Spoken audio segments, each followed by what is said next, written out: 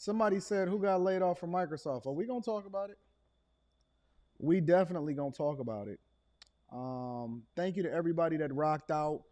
I did make sure that I switched up the live stream a little bit, and I didn't want to necessarily talk about current events as it relates to some of the most egregious stuff that was happening as far as Shanquella Robinson. Shanquella Robinson. I did a show about that yesterday.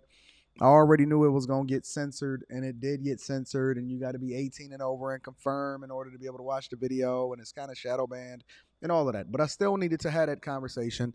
And plus, I wanted to test out some new setups that I had going on. Y'all see me walking back and forth to the background, and so that was awesome. And so I wanted to switch it up and do a little bit of a pivot today because I wanted to talk about something relevant as it relates to what I see a lot of people going through in the economy, and that we've been in a recession for an extended period of time. And if you don't know what a recession is, go ahead and look it up.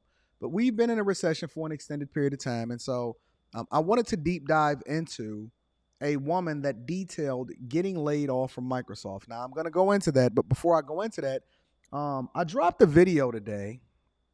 With Lamar Odom. Well, it wasn't a video, it was a clip. Everybody that's a part of the Bag Chasers already got the full uncensored interview. But I dropped a clip on my other channel, and it was detailing what Lamar Odom's thoughts were about getting married, women. He spoke a little bit about Kyrie, and then we deep dive even further into that. He's going to talk about WNBA players, Brittany Griner, all of that stuff, right?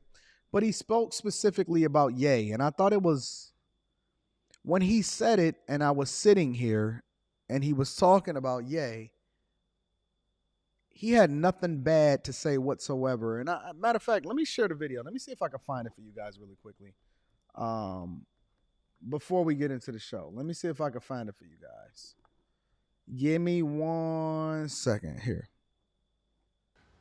For the man that I know that who played that music to uplift my soul after I came out that coma, Yeah.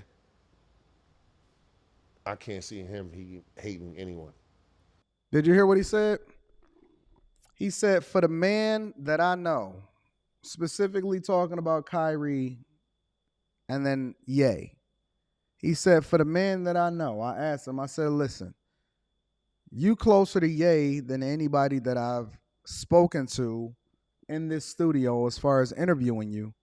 You're closer to him in that you have a personal relationship with him. You got his phone number, so on and so forth. You closer to him than anybody that I know. I just had an aha moment. I literally just had an aha moment. I was thinking to myself, hold on, before I get into this, I was thinking to myself, I was like, I've been contemplating for weeks. How am I going to get in touch with Ye? Because it's very difficult to get in touch with certain people. I mean, the dude is practically Michael Jackson. I got a personal relationship with Lamar.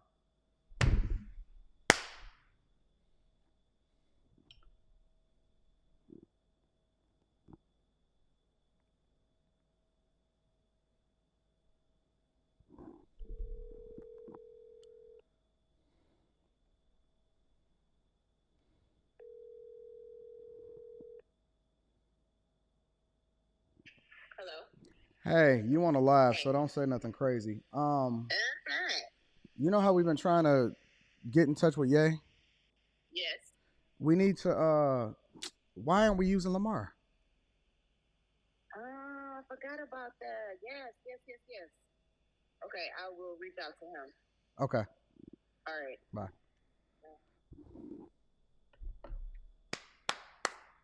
Networking, ladies and gentlemen. Networking, ladies and gentlemen. It literally just popped into my head right here and there. That's crazy. I don't know why I didn't do, why wasn't I thinking that before? I could just give him a call. He literally has his phone number.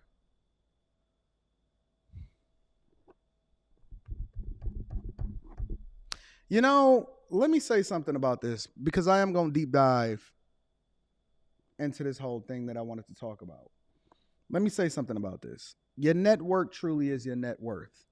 A lot of people always say to me, because I interview differently than everybody else, and it's not that I'm unwilling to ask the hard questions, but it's that I want them to feel comfortable enough to actually expressing themselves and then participate in the hard questions versus me. Well, I'm not gonna give you my interview strategy. That's Patreon level game.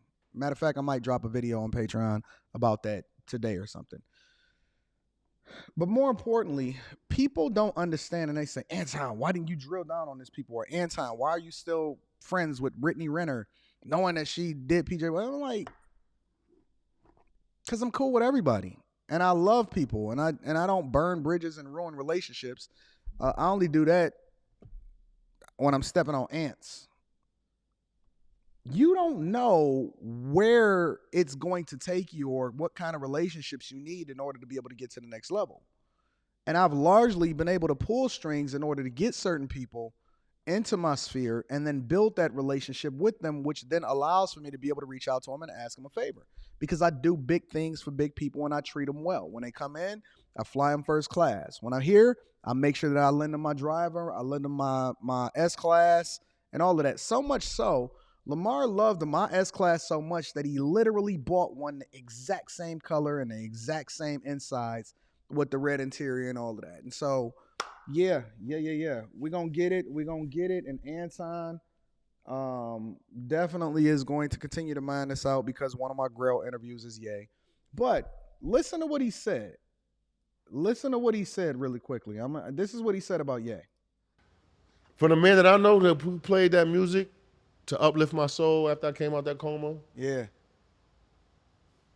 I can't see him hating anyone.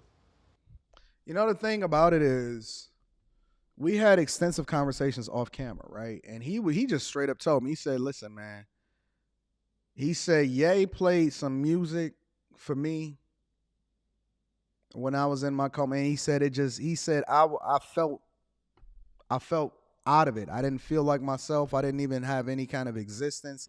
He said, but once I started having Ye play that music and participate in my life, it was like life was breathed in me. It was like something came back forth from within me. And I was just like, I was listening to him and I said, yo, that's deep. That's deep. And so you don't know who's a friend or who's a foe. The very same people that they kill, those tend to be the ones that have the most or the best or is the most fervent and being faithful and continuing to build people. And the ones that they celebrate the most tend to be the ones that is the worst for you. You just don't know who's going to be an angel and who's going to play a huge role in your life. And I think that we just got to be very, very careful. We've seen multiple different stories, and one of the themes that I see happening throughout the society today is there's this narrative being painted between good and evil and trying to determine who's good and who's bad. The narrative is who's good and who's bad. Is it me? Am I with the black hoodie that call myself the darkest angel? Would you consider me bad? Or would you consider me good?